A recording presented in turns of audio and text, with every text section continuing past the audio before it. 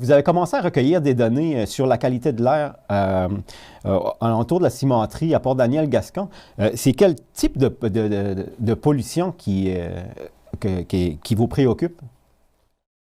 Ben, c'est sûr que les poussières dans l'air, c'est la première chose qui nous préoccupe, là. Puis c'est à propos de ça qu'on a commencé à recueillir des données, là. C'est les poussières dans l'air, c'est ce qu'on a vu retomber là, partout autour de l'usine en 2020 puis en 2021. Cette année, il y en a eu comme un petit peu, mais c'était très mal par rapport à 2020-2021. Sinon, les, euh, les gaz à effet de serre produits par la cimenterie nous préoccupent aussi beaucoup. C'est rendu le premier émetteur au Québec, la cimenterie de Port-Daniel, là. Puis sinon, les ondes sismiques qui viennent causer des dommages autour, c'est un troisième type de pollution de la cimenterie qui nous préoccupe. Là, vous avez installé des appareils dans les alentours de la cimenterie, c'est ça? Ouais, ben si ça tente, je pourrais te montrer de quoi ça a l'air, puis tout le monde pourrait voir comment les utiliser en même temps. Parce que les gens, ils peuvent les consulter, là. Ouais, c'est ça. Euh, je vous amène faire un petit voyage là-dedans en une minute ou deux, là. Euh, Ce qu'on voit ici à l'écran, c'est le site de Purple Air. Fait qu'il faut retenir l'adresse, là, map.purpleair.com. Un coup qu'on est rendu là, on peut aller zoomer sur Port-Daniel. Puis ce qu'on veut avoir, là, la donnée principale qui va nous occuper, ça va être les PM 2.5. C'est les matières particulières de 2.5 microns et moins. C'est celles qui sont le plus toxiques pour la santé pulmonaire. Et on va aller chercher une moyenne de 6 heures. Puis après ça, je peux aller cliquer sur les 3 senseurs qu'on a installés à Port-Daniel.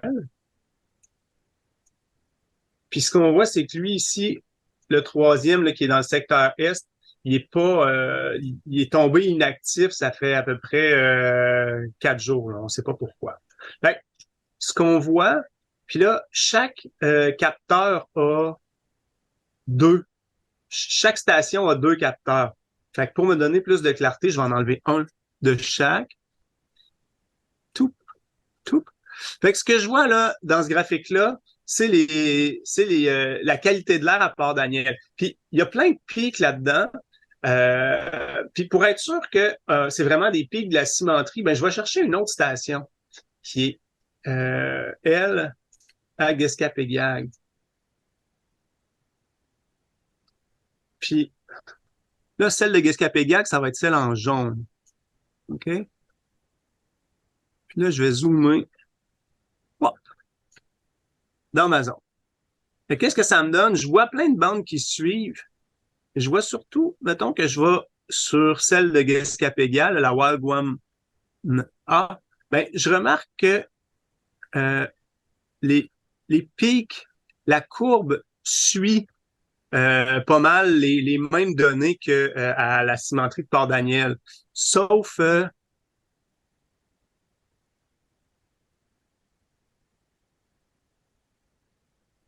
ici.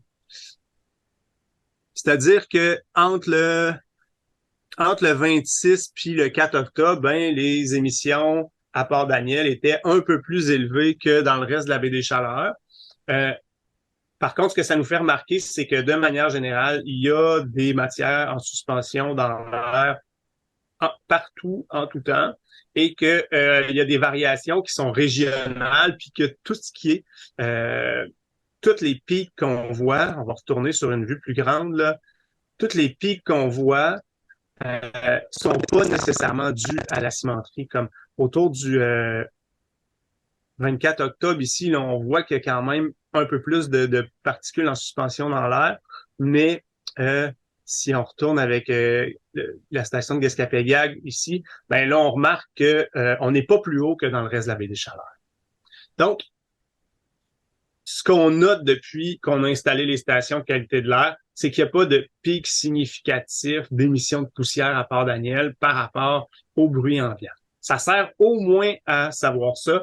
Puis, ben, la journée où il va y avoir des gros débordements, comme il y a eu par les années passées, ben, on va être en mesure de les documenter en temps réel. Fait que c'est vraiment l'intérêt de l'outil, là. OK. La retombée qu'on a le plus de misère à avoir de la cimenterie, c'est l'information sur ce qui se passe en dedans. On travaille fort, mais pas évident.